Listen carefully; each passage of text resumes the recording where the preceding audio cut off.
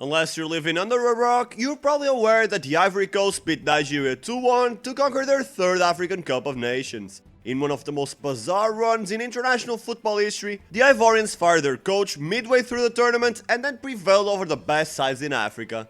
That's obviously impressive, but the biggest winner in the AFCON is none other than Sebastien Haller. Haller has had one of the most dramatic careers in football history, full of devastating heartbreaks, twists and turns, and ultimately a glorious high. So, we're Thorn FC, and today you're gonna discover the untold story behind Africa's greatest hero. But before we start, if this isn't the first time watching this channel, please consider subscribing. With your help, we've already achieved 2,000 subscribers, and now it's time to aim at 10,000. Now without further ado, let's get right to it.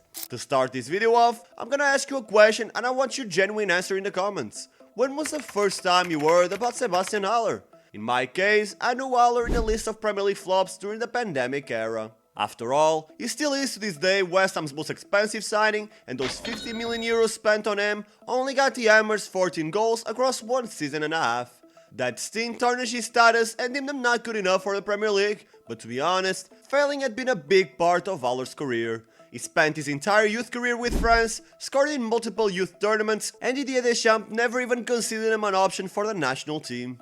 Because in case you didn't know, Haller spent the first 7 seasons of his career waiting for an opportunity to play for France. But that never happened. Even with Benzema apart from the national team, even with Martial flopping, Deschamps never saw a difference maker in him.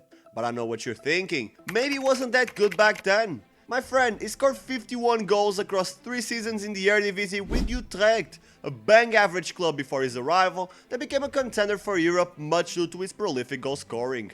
Many players in his position would immediately make the jump to the Premier League and go on from there, but Haller could only find a place in Eintracht Frankfurt.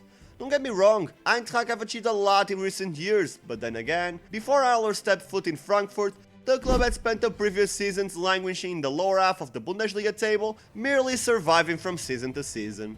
But once again, even though luck was never on his side, Haller decided to make the best with what he was given and helped his club conquer the first German Cup in over 30 years. In the next season, Seba stepped his game to a whole nother level, going from 18 goal contributions to a total of 32. His improved performances helped solidifying Eintracht as a European contender in the league, improving the 17-18 8th place finish to 7th.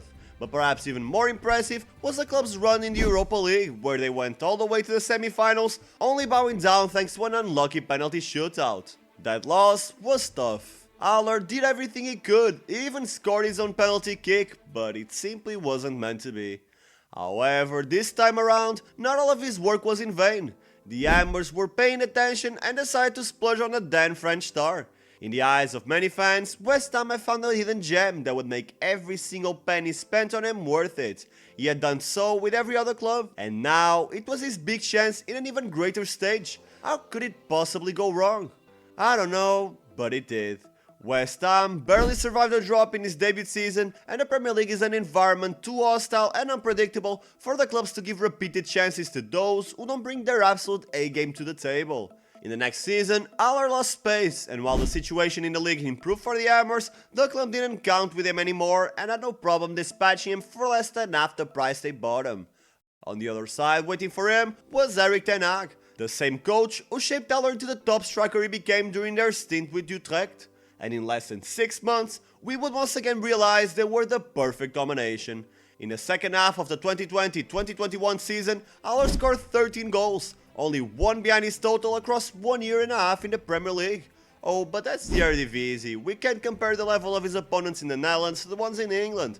Right, but what about his stunning performances in his debut season in the Champions League? In 2021-2022, Haller didn't finish as the top scorer in the UCL, but he did become the fastest ever to reach the 11-goal mark in only 7 matches. From undesirable to undeniable, Haller was finally hailed as an elite striker capable of performing at the highest level with any top club in the world. His big break was right around the corner, and with Haaland's departure to Man City, Haller could return to a league that he knew so well, but to a club that could actually win it.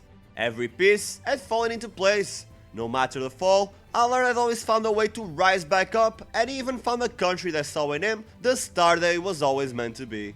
But before he could finally live his dream, yet another setback was heading in his direction.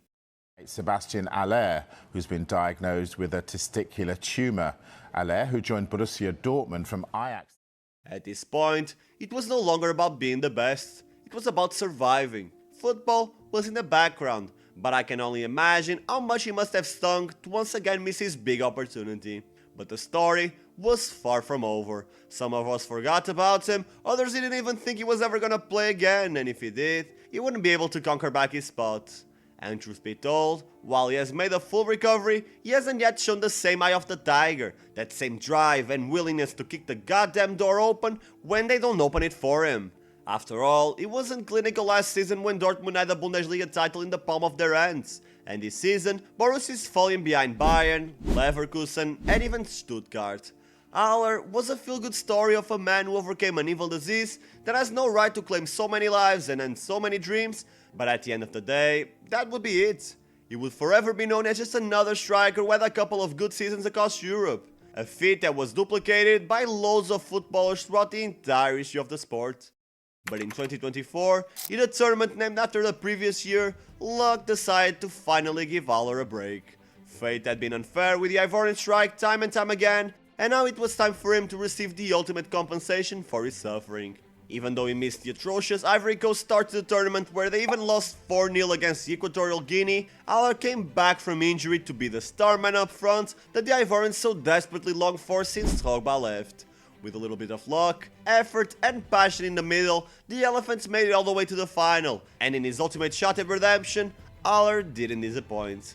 An entire nation held him as their star boy, an entire continent acknowledged him as the biggest winner, and the whole world smiled as they saw a deserving man accomplish his biggest dream. I don't know what the future holds for Haller. I don't know if he'll be able to perform like he did with Ajax in 2021. I'm not sure if he'll even continue with Dortmund next year, let alone in an even bigger side. I don't know if he'll ever have the chance to have a redemption season in the Premier League, but there's something nobody will ever be able to take away from him. His drive, his conquering spirit, and now, this crowning moment. He is truly one of the most underrated strikers of this generation with a fantastic backstory, and hopefully with this video, people might put a bit more respect on his name. And that is it for the video. Don't forget to leave a like so I know you want to watch more content like this, and subscribe to never miss the most interesting football discussions, stories and top 10 lists. Thank you for watching till the end, I appreciate you and I will see you soon.